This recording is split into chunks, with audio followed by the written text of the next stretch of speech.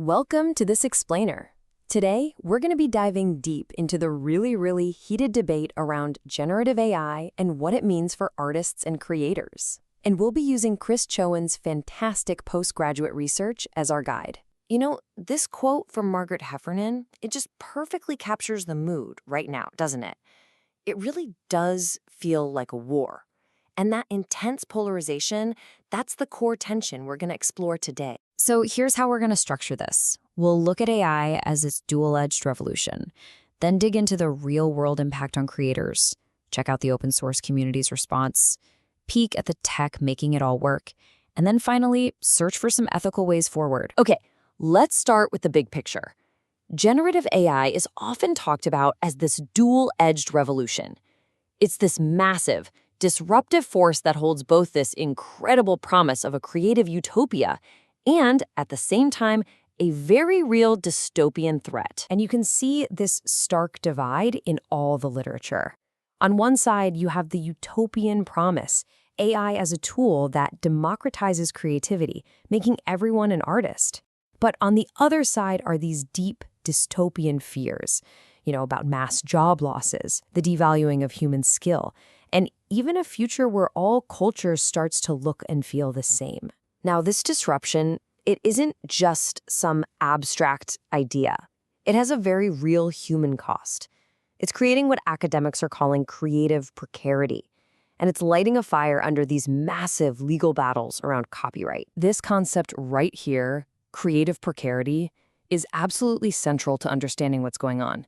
It's the perfect term for that growing instability, that financial pressure, that feeling artists have that their very livelihood could be automated away or devalued. And look, this precarity is not abstract.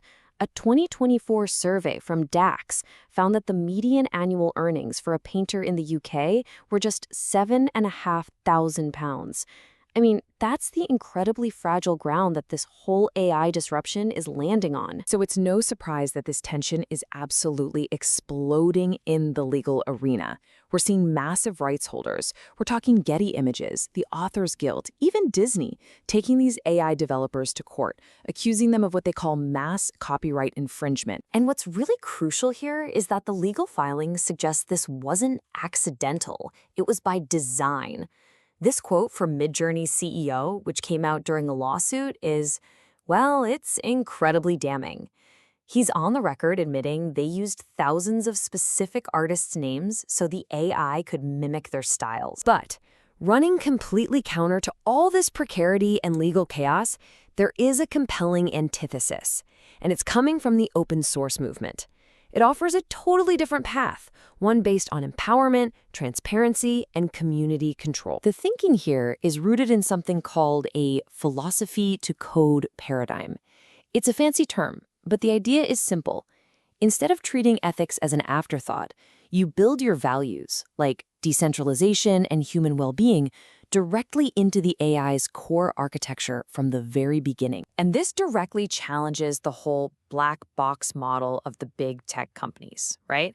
So instead of a closed proprietary tool focused on commercial value, open source AI is all about transparent, community-governed models that are built for shared value and can be customized to align with what the users actually care about. So that sounds great, but how is this empowerment actually realized?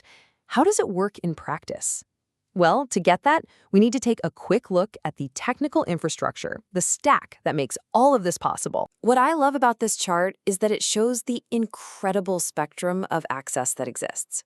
You, as a creator, can do a full local install on your own machine for total control and privacy. Or you can use a super simple web interface. Or, if you need more power, you can pay for GPU time on a cloud service. It lets you choose the method that fits your skills, your budget, and your values. And this is all built on a modular stack of open source components. Think of them like building blocks. From the fundamental GPU drivers all the way up to user-friendly interfaces like the automatic 1111 Web UI, these tools work together to dramatically lower the barrier to entry. Okay, but, and this is a huge but, the foundation of this entire ecosystem, the training data, is an ethical minefield. This quote really hits the nail on the head. Just because data is open doesn't mean it was ethically sourced. The LA Ion 5B dataset is the perfect example. It was built by scraping billions of images from the internet almost entirely without consent. Which brings us to our synthesis. To bridge the massive divide between AI's promise and its threat, we need more than just open source tech. We need robust ethical frameworks and cooperative ways of governing these powerful tools. And the ethical problems aren't just about the data. They're literally built into the models. This quote is so telling. It's from a queer artist in a study who found that DALL-E 3 has this built-in positivity bias. It almost refused to create a sad image. It's enforcing a specific normative worldview, and that's a huge problem for real creative expression. In response, regulators are finally starting to act. The EU's Big AI Act is a great example. One of its cornerstones is transparency. It's going to mandate that companies developing these big AI models have to disclose a detailed summary of the copyrighted content they used for training. And yet, there's a serious risk of what the Trades Union Congress calls ethical AI washing. Where companies put out these beautiful statements about their principles, but there's nothing actually enforceable to make sure they stick to them. So a potential solution, a way forward, is this concept of a digital commons. This would be a fundamental shift in thinking, moving away from a model of extraction, just taking data, to one of collective stewardship, where data and models are governed as a shared resource. This isn't just an abstract idea. It requires practical, concrete steps. We're talking about building clear systems for artists to give meaningful consent and actually get paid for their work. It means empowering communities to govern these tools themselves. And it means investing in an infrastructure that supports equitable access for everyone. So, to bring it all together, the research really posits that while open source gives us the tools, it's not the whole answer. The only way to truly bridge these digital divides is by creating a synthesis of that technology with robust law and genuinely cooperative governance, which leaves us with this critical question for the future.